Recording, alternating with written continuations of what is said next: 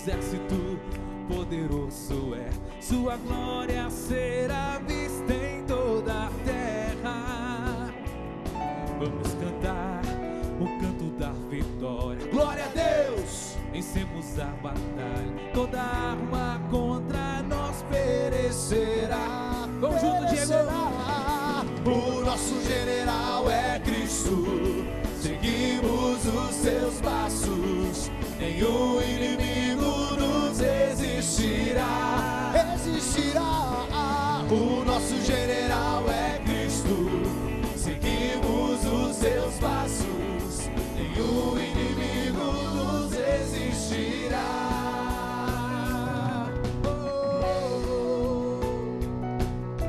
O nosso general é Cristo. Nenhum inimigo nos resistirá.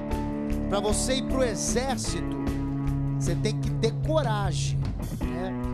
Padre Jonas dizia em um dos seus livros, Músicos em Ordem de Batalha, que os músicos são aqueles que vão na frente, né? Relembrando os exércitos do povo de Israel, né? Onde os músicos iam tocando os seus instrumentos, chamando mesmo uma música de guerra, incentivando as pessoas. E aí quando o jovem fala, eu sou o nosso general é Cristo, esse gesto significa que a gente tem coragem de lutar por amor a Jesus Cristo, pela nova evangelização. Essa galera tá junto aí. Curte, hein, Tielão? Cantando com a gente, é isso aí. Essa é das antigas, essa música, hein? Essa os velhos sabem, né? Cara, falando de medo, aí a galera aqui do Ágape já tem uma pergunta para fazer. É a Júlia. Júlia, faça a sua pergunta, por favor, para a galera aí. Bom, eu queria saber como a gente faz para perder o medo em falar em público. Eu? Olha, ela falou bem, falou sem medo, né? Que legal. Já perdeu o medo, entende? Olha, como o próprio padre falou, entende? Quando você tem que falar em público, ou, por exemplo, tem uma chamada oral, né? Todo mundo se esconde, né? Tomara que não seja eu, né? Porque você imagina que você pode passar por uma situação de ruim, basicamente ruim, que os colegas vão gozar de você, vão tirar um sarro, vão fazer isso, etc. e tal. Mas vocês precisam entender o seguinte: no início de qualquer situação que você se exponha, seja no público, seja no palco, eles mesmos deram exemplo, os primeiros 5 minutos, o nível de ansiedade sobe. Sobe, e esse pico de ansiedade provoca um medo que é considerado natural. Se vocês tiverem paciência, em 4 a 5 minutos, esse nível de ansiedade cai e vocês retomam aquilo que vocês acreditam ser uma pessoa capaz de responder ou de falar em público, de apresentar o que quer que seja. Seja na classe, seja cantando, seja expondo-se, qualquer coisa. Porque vocês têm qualidades, elas estão dentro de vocês. E se vocês deixarem o medo tomar conta, reprime essas qualidades. E aí vocês se tornam pessoas muito ruins para si mesmos, porque vocês passam a fazer um julgamento negativo. Tá? Ótimo. Uma das coisas que a gente pode aprender junto é ouvir o outro. E é por isso que a gente foi para a rua para ouvir o que as pessoas têm medo. Aperta o play. Segundo o dicionário Aurélio, o medo é um sentimento de viva inquietação à noção de perigo real ou imaginário, de pavor, ameaça ou temor. Essa é a definição do medo. Você aí de casa sente medo de alguma coisa? Eu, por exemplo, tenho medo de escuro. Pois é, diante disso, eu vim às ruas saber o que as pessoas sabem sobre o assunto. Vamos acompanhar de perto?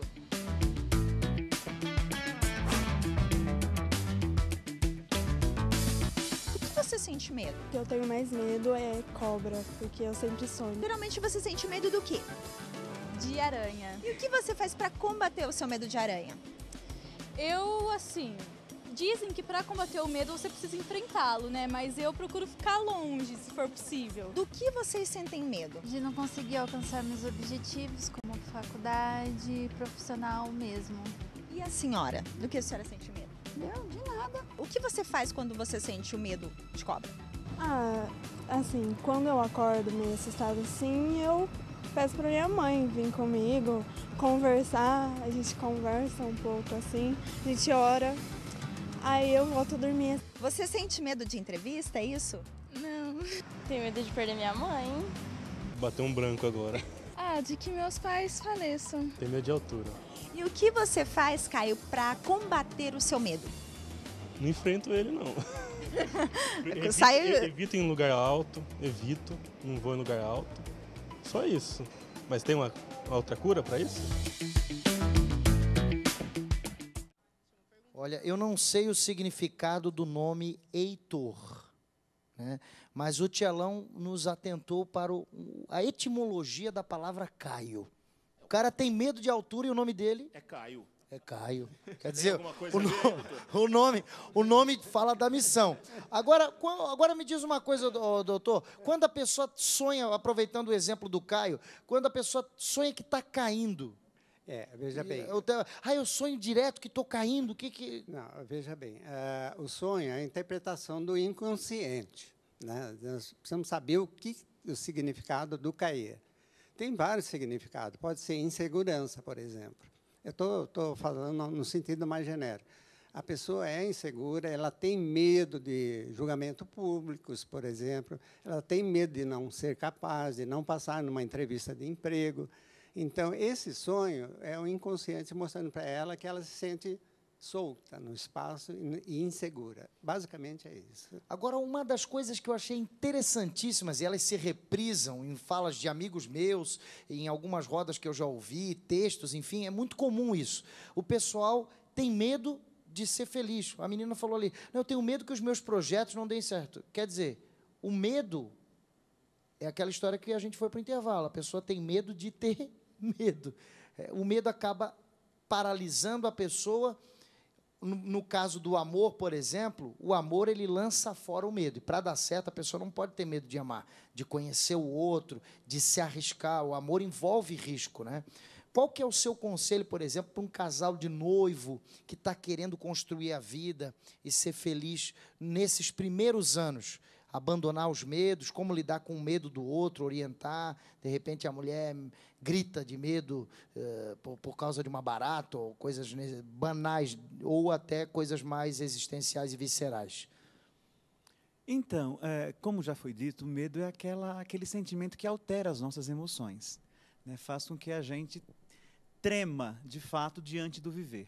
Então, para duas pessoas que decidem se unirem, de ter uma vida juntos, elas precisam abandonar, eu acho que, sobretudo, o seu próprio egoísmo. Porque o não querer se juntar, penso eu, não está nem ligado ao medo, mas o receio de dividir a sua vida com o outro, não é? De reter com o outro.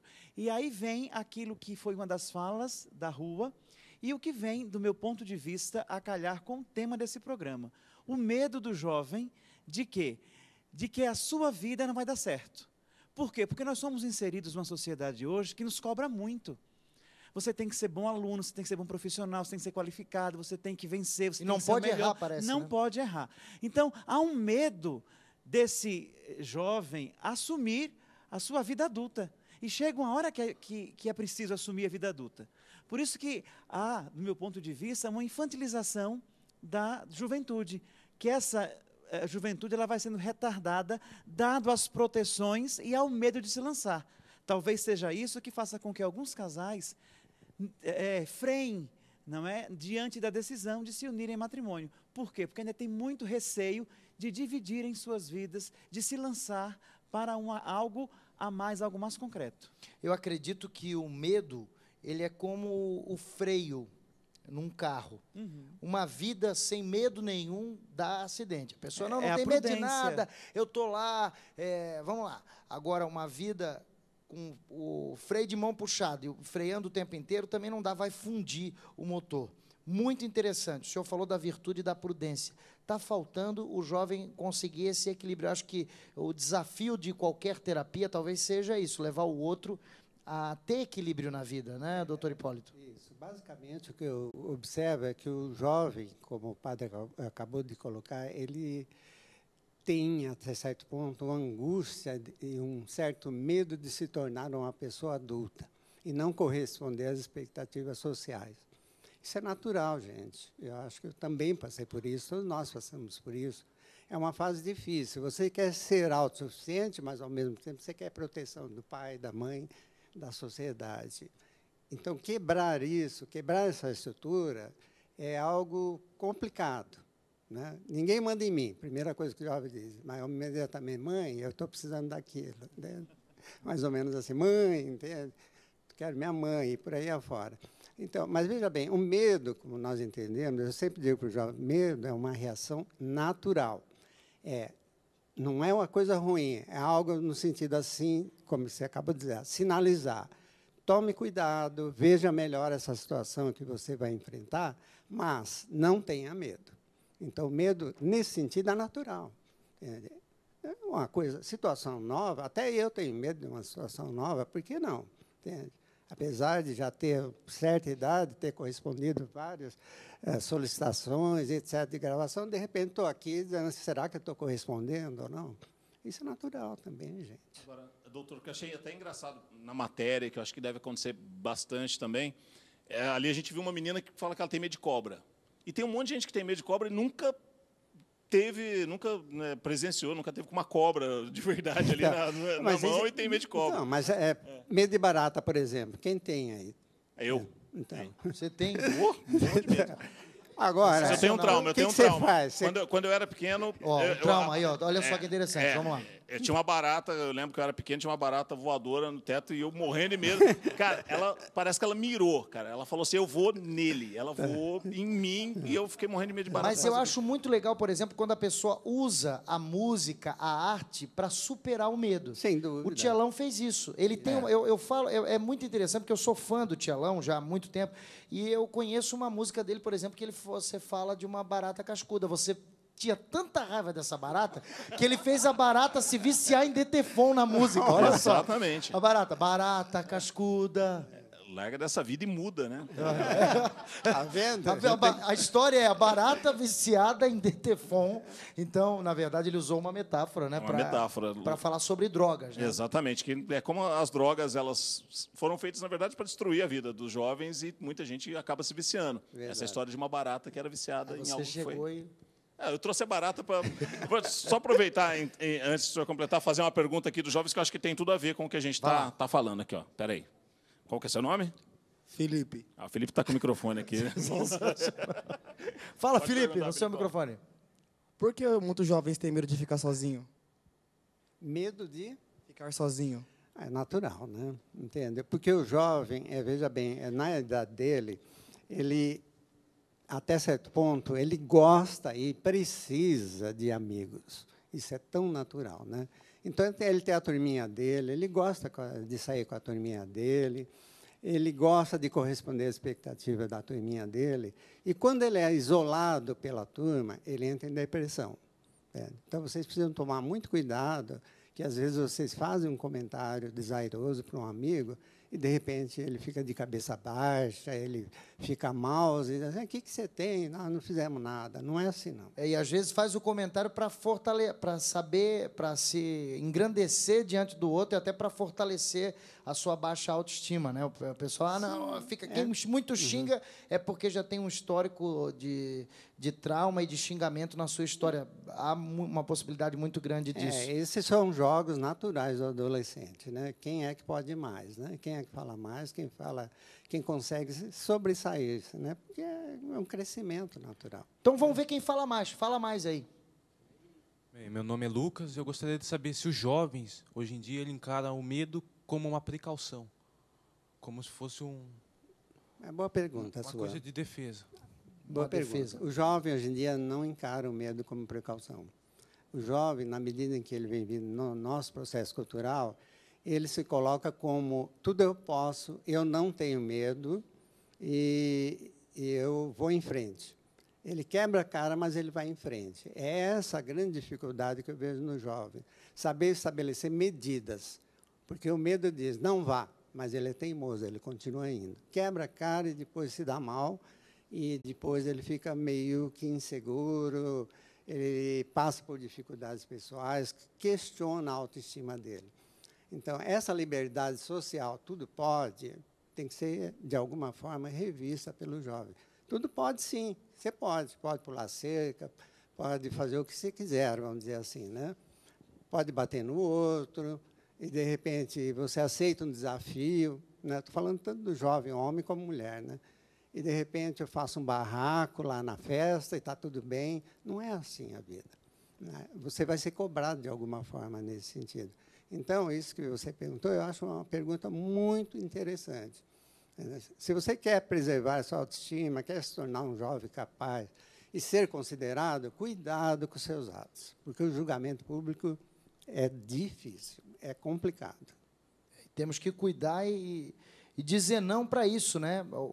A sociedade tem debatido muito essa história do bullying, né? De você xingar o outro, a gente fez um programa especial sobre preconceito, né? Acho que isso é muito importante, a gente respeitar o outro e amar o outro de verdade, né? Falando em amor, falando em música, falando em coisa boa, vamos cantar então com a Excelsis aí mais músicas da melhor banda Troféu Louvemos 2015. No fundo de seu olhar, gente, volta já, hein? eu vejo seu sofrer. Seu chorar sem demonstrar, só precisa de alguém pra te consolar.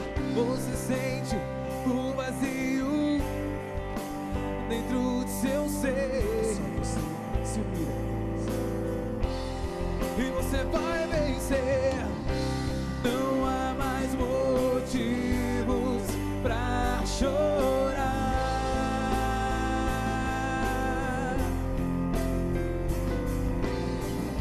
Suas lágrimas o Senhor enxugará.